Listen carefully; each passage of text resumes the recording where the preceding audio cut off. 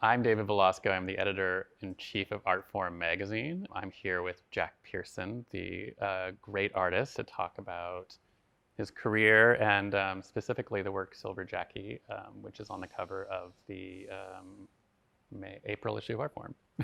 It's on the cover? Yeah. You didn't know? You didn't tell me that. No, I didn't tell you that.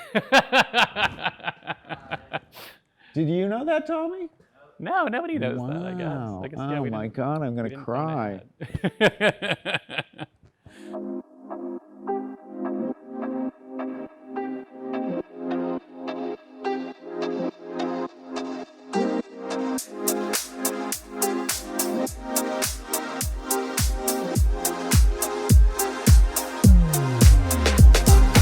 And I'm Jack Pierson talking to David Velasco, very happily, as it turns out.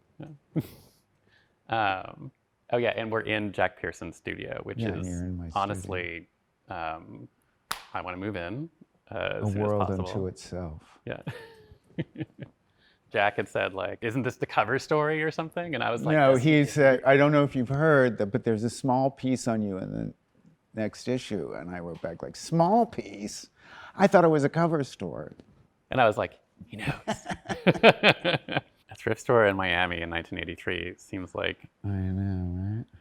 the crucible of your entire oeuvre. Exactly, it is. It is. I didn't go there with the intention of staying.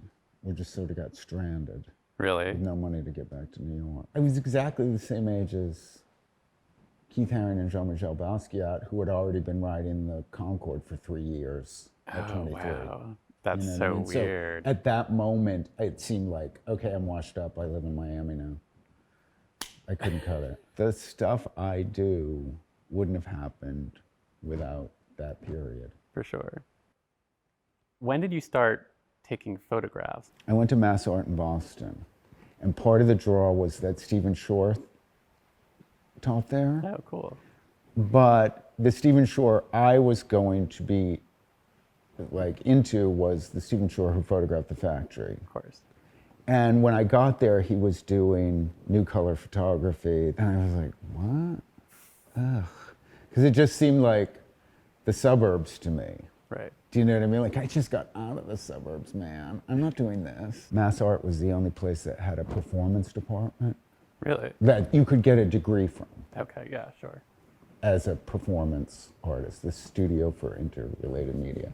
And somehow that was another thing that was like, suited me, because it sort of allowed me to do a bunch of stuff. But so did you do photography there also? Yeah, I was taking pictures. Yeah. And then I became boyfriends with Mark Morrisroe, who was like up and running as like a boy wonder photographer, even though he was still in school. Most of the work you see now that you associate with Mark Morrisroe was made in school.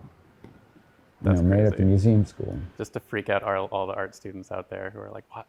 I have to be producing my definitive work. Yeah, I guess. No, I don't school. know. Like, but that's what, like, he was just doing it. just doing it. So I went to Mass Art and it was like, I didn't suffer. It was the perfect thing. No, and it was a great time to be over there It too. was a great time to be in Boston, and it was super punk rocky and new wavy, and I made a lot of friends and met Mark, and you know, it all worked out. So you dated Mark from like early 80s for a while, and that was part of what led you to take photography more seriously, or was that? I went in '78 for 1 year of college to Hofstra on Long Island. Uh-huh. And I was there to kind of, I don't know what, I was more into writing then. Like, I thought I might be a poet Really? or, or a graphic designer or something. Like, it was You like, are a great writer, actually, which is something that I was reminded of when I was coming over. I was reading some things that you've written over the years, and I was actually like, I need to get Jack to write more. yeah, I did used to write for Artforum, Yeah. which seems so weird to me. The first photographs I ever made, the first thing Mark was not a supportive person. He was like, they're just like Nan Goldens.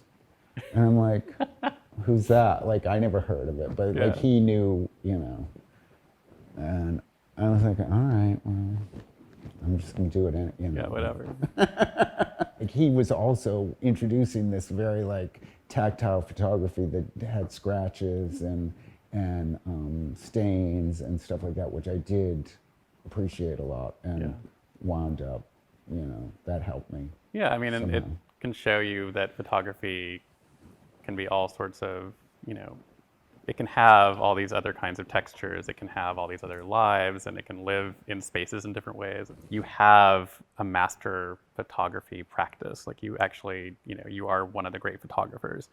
And yet you also have this entirely, you have a very Catholic practice. You have installations, you have assemblages, you have collage, you have painting, you do everything, and you actually do everything well.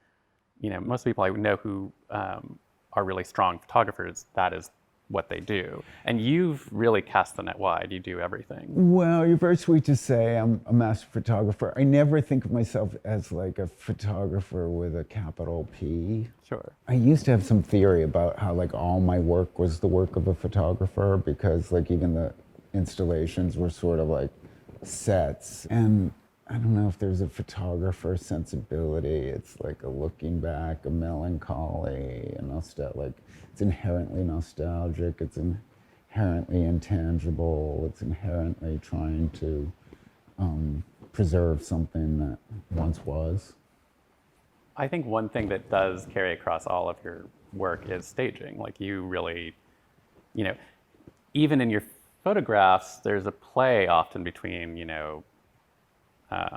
how much is something staged. Like that's something you've charted through your entire career is, these more seemingly casual shots that are actually carefully composed and thought through. At the same time, these works like Silver Jackie, for instance, which has this kind of slapdash quality, but is also incredibly considered. Exactly.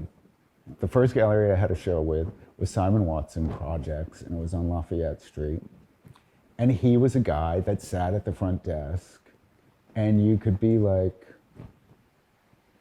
talk to him, which I didn't. A friend that worked there, was like, oh, you got to go to my friend's studio. And at that time I was making paintings. So I think maybe the third time he came back, I had done these photographs and they were sitting on a table.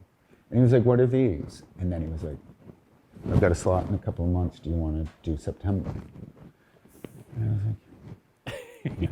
We were just pinned to the wall in the same way that the assemblages were, the same pins, which is pins I learned from being a window decorator, which was my first job in New York. I remember the guy was like, run uptown to the garment district, get these. These are going to be your best friend. And I was like, they have. So I did the most I could afford and put it on the wall, and somehow it worked. Like, it floored people. Here's the end of the story. Like, I'd be in a nightclub and it would be like, well, that should be, that's art, Yeah. That should be in a gallery, sort of, but never doing it. I was like, I'm gonna make a little stage. And I actually did, and it wasn't that hard. And you made it by yourself, by hand? I did. Which was the best I could do, which was perfect because it looks like somebody slapped it out in a nightclub. Because I had been, from here to Miami to every rotten gay bar that still existed. And they would have a little stage in the corner for either a go-go boy or drag queen or, you know what I mean? And it just took that much, like some tinsel and a platform that big to be a place of magic. Yeah. And so this was 1991, and it was at Pat Hearn Gallery?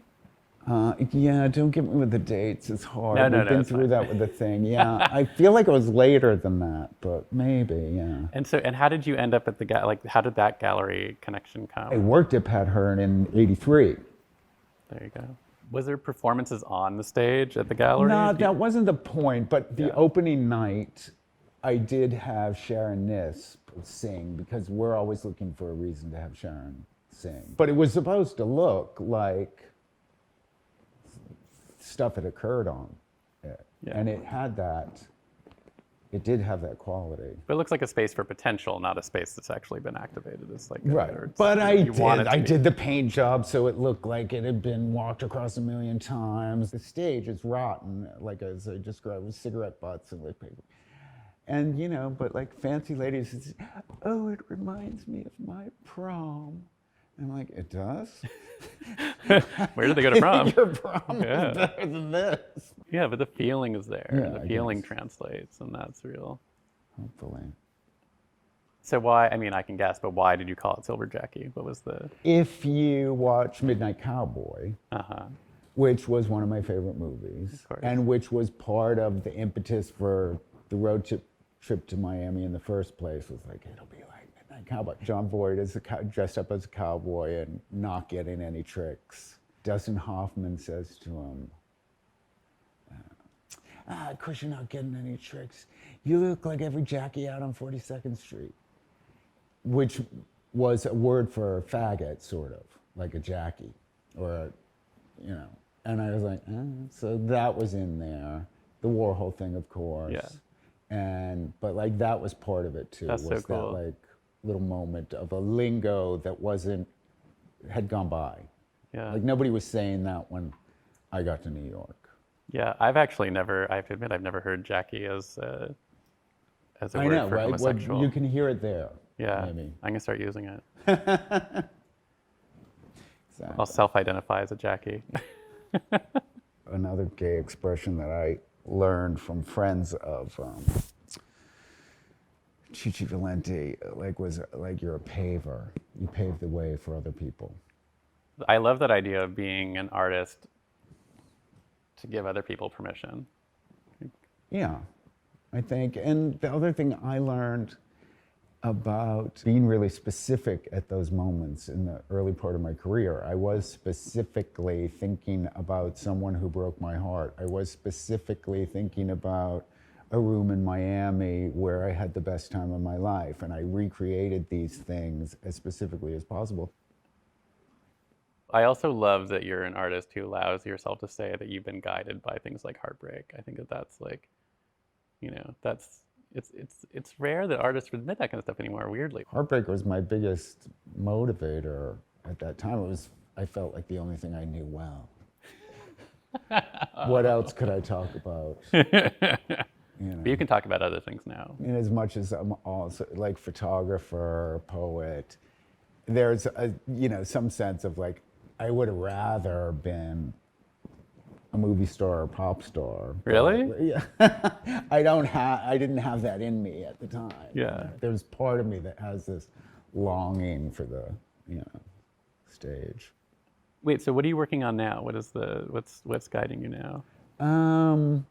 I made these, assemblages. I'll continue to make them as long as I have stuff to put in them. Yeah. And so the next thing is photography. I mean, there will be, I hope, gorgeous and profound images, but they will be presented as a sort of all-over